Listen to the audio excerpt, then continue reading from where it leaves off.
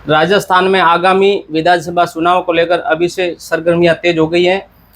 भाजपा, कांग्रेस सहित अन्य दल चुनावी मैदान में उतर चुके हैं।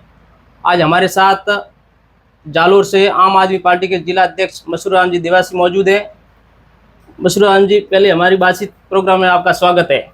आपका भी स्वागत, बहुत बहुत धन्यवाद। पहला सवाल, राजस्थान में आम आदमी पार्टी किन किन मुद्दों व कितनी सीटों पर चुनाव लड़ेगी?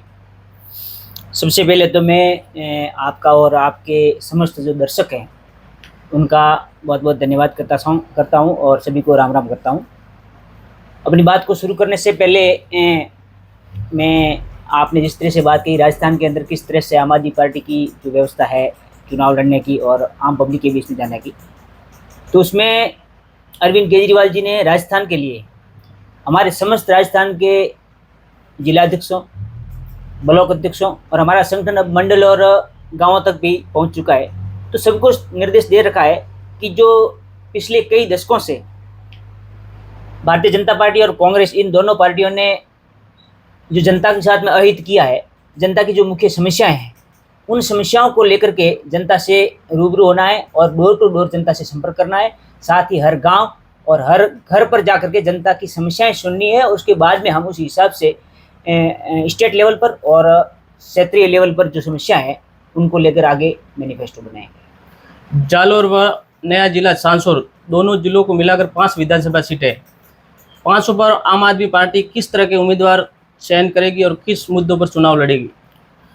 आम आदमी पार्टी में जिस तरह से आप देख सकते हैं कि दिल्ली और पंजाब के अंदर जो हमारे प्रत्याशी चुनाव लड़े थे और जिन पर जनता ने भरपूर आशीर्वाद दिया, तो उनमें ज़्यादातर प्रत्याशी आम घरों से आने वाले लोग हैं। आम व्यक्ति एक ऐसा व्यक्ति होता है जिसको गरीबों की, किसानों की, सामान्य परिवारों की जो नज़दीकी से जो समस्याएं हैं उसका एक्सपीरियंस होता है, उसका अनुभव होता है।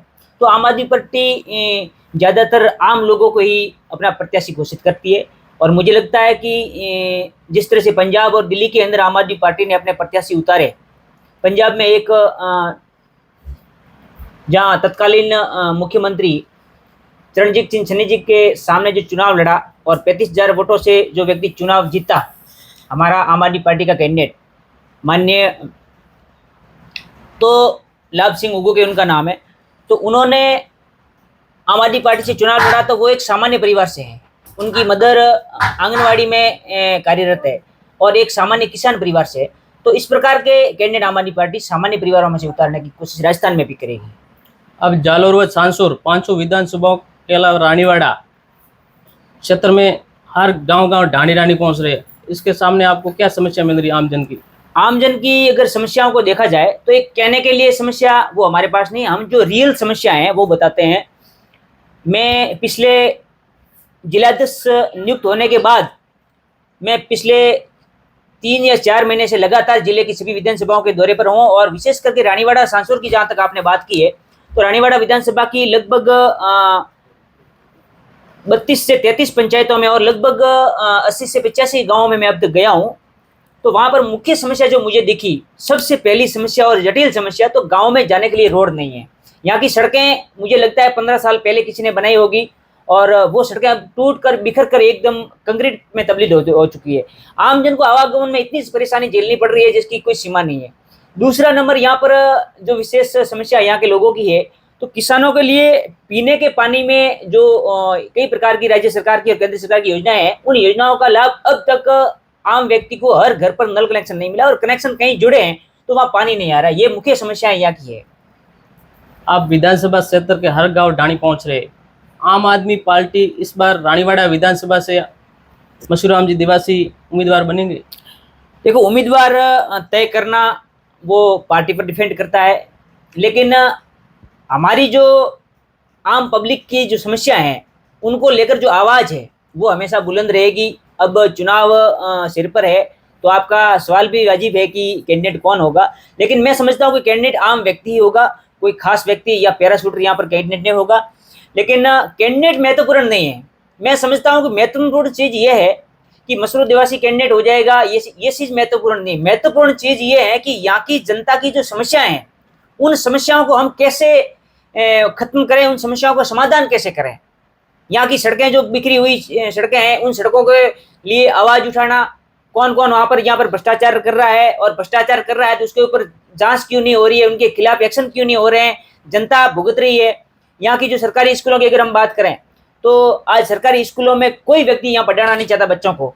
अपने जेब के मेहनत खून पसीने की कमाई का पैसा यहाँ का किसान, यहाँ का आम व्यक्ति प्राइवेट स्कूलों के अंदर लुटा रहा है, और मजबूरी में लुटा रहा है, क्योंकि सरकारी स्कूलों की इतनी हालत खराब है कि सरकारी स्कूलों में पहली बात तो भवन नहीं है, और जर्जर भवन है, पुराने भवन है, उसके साथ में खेल मैदान की कोई व्यवस्था नहीं है। कई जगह सरकारी स्कूल ऐसे हैं जहाँ का पीने का पानी बच्चों को घर से लेकर जाना पड़ता है। ये बहुत जटिल समस्या है। ऐसी स्थिति में हमारे आम लोगों के बसे कैसे अपना अच्छी शिक्षा लेकर के अपना भविष्य कैसे बनाएंगे। तो यहाँ की मुख्य समस्या है जो शिक्षा के प्रति है, जो सड़क नहीं है, उसके बाद में हर गांव में अस्पताल होना एक जरूरी है, मोस्ट एंड इम्पोर्टेंट होता है। आज स्वास्थ्य के लिए लोगों को गुजरात जाना पड़ता है, रानीवाड़ा के लोगों को। यहाँ की रानीवाड़ा की किसी भी परिवार की कोई स्वास्थ्य संबंधी समस्या हो तो वो सबसे महत्वपूर्ण समस्या बनकर रह जाती है इस परिवार के लिए, और यहाँ से लोगों को गुजरात, डीसा और धानेरा जाना पड़ रहा है, या फिर सांसुर के बड़े अस्पताल में जाना पड़ रहा है। तो ये रानीवाड़ा की मुख्य समस्या है। इन समस्याओं के ऊपर आज दिन तक मुझे ऐसा लगता है कि यहाँ के विधायक हो, यहाँ के जनप्रतिनिधि हो, उन्होंने किसी ने भी इन समस्याओं को, आम जनता की समस्याओं को खत्म करने का काम अब तक नहीं किया है। और मैं समझता हूँ कि जहाँ तक जनता का आम आदमी पार्टी की ओर उम्मीद और रुझान बढ़ा है, उस तरह अगर आशीर्वाद जनता आम आदमी पार्टी को देती है, कैंडिडेट चाहे कोई भी हो, तो बेशक हम आम आदमी पार्टी की ओर से जनता की इन मुख्य समस्याओं का जड़ से खात्मा करेंगे। भाजपा की उम्मीद जैसे विधायक नारायण सिंह जी देवल कर रहे हैं, हम आम जन की समस्या हर समय सुनते रहते हैं, इसके बारे में आपको क्या कहना है? नारायण सिंह जी यहाँ के सामान्य विधायक हैं, मैं उनका आदर करता हूँ, और जितने भी यहाँ पर विधायक रहे वर्तमान में या पूर्व में, सबका मैं आदर करता हूँ। जनता ने उनको चुना है। लेकिन जो वो कहते हैं कि यहाँ की समस्याओं के लिए मैं हमेशा खड़ा रहता हूँ, रानीवाड़ा की एक अलग ही राजनीति है। क्योंकि यहाँ पर व्यक्ति अगर समस्या दिखाएं तो किसको दिखाएं? वर्तमान विधायक जी के पास में जाते हैं, वो बोलते हैं मेरी स्टेट में गवर्नमेंट नहीं है, और पूर्व विधायक जी के पास में जाते हैं, वो बोले मैं जीता हुआ नहीं हूँ। अब समस्या जनता किसको बताएगी? जनता तो जो जनप्रतिनिधि चुना हुआ होता है उसी से समस्या बताएगी कि साहब हमारे पानी नहीं आ रहा है, हमारे बिजली का ट्रांसफर जल गया है, ट्रांसफर टाइम पर मिलता नहीं है, हमारे बच्चों के लिए पढ़ने के लिए स्कूल में व्यवस्था नहीं है, हमारे मार्ग बंदे। कई सारे रानीवाड़ा विधानसभा क्षेत्र के मैं आपके माध्यम से कहना चाहूंगा, रानीवाड़ा विधानसभा क्षेत्र के कई लोगों को मेरे पास फोन आ रहे हैं, लोग मेरे से संपर्क कर रहे हैं कि हमारे खेत में जाने के लिए रास्ता नहीं है। इससे बड़ी समस्या क्या हो सकती है? इन सरकारों ने और इन चुने हुए जनप्रतिनिधियों ने अगर जनता की समस्याओं का समाधान किया होता तो ये जटिल समस्या है, इन समस्याओं का समाधान अब तक नहीं हुआ है। और इस प्रकार की कई समस्याएं हैं जिनका समाधान नहीं हुआ है, सिर्फ और सिर्फ ये कहने मात्र के लिए है कि हम लोगों की समस्या का समाधान करते हैं, लोगों की सुनते। केवल सुनने से कुछ नहीं होता। जब आप चुने हुए हो तो चुने हुए होने का कुछ असर दिखना चाहिए, काम लोगों का होना चाहिए। काम तो होता नहीं, आप सिर्फ शिकायत करते रहते हो कि मेरी गवर्नमेंट में स्टेट में गवर्नमेंट नहीं है और मैं धरना दे सकता हूं, धरना प्रदर्शन तो आम व्यक्ति कर सकते हैं, विपक्ष के लोग कर सकते हैं, हम कर सकते हैं, धरना दे सकते हैं, प्रदर्शन कर सकते हैं। आपको मतलब एक समस्या की और आपकी नजर हम डलवा सकते हैं, लेकिन काम तो चुना हुआ व्यक्ति करवा सकता है। अगर चुना हुआ व्यक्ति काम नहीं करवा सकता और उसके लिए ये एक बहाना है कि रानीवाड़ा के लिए मैं कुछ नहीं करवा सकता हूं, तो उस व्यक्ति को मैं समझता हूं कि इस्तीफा दे देना चाहिए। अगर हमसे कुछ होता नहीं तो इस्तीफा दे देना चाहिए। स्टेट में गवर्नमेंट हो या न हो, योजनाएं सब सारे के सारे बजट जो घोषणा होती है उसमें किसी विधायक को, जैसे कि भाजपा का विधायक है या कांग्रेस के विधायक को बजट ज्यादा पास हो जाता है उसके लिए, और उसकी विधानसभा में, भाजपा के विधानसभा में बजट पास नहीं होता, ऐसा थोड़ा होता है। बजट के हिसाब से सभी विधानसभाओं में बजट बराबर आते हैं, लेकिन काम करने की थोड़ी नीयत होनी चाहिए, जनता के प्रति थोड़ी दिलचस्पी होनी चाहिए, मैं यही समझता हूँ। धन्यवाद।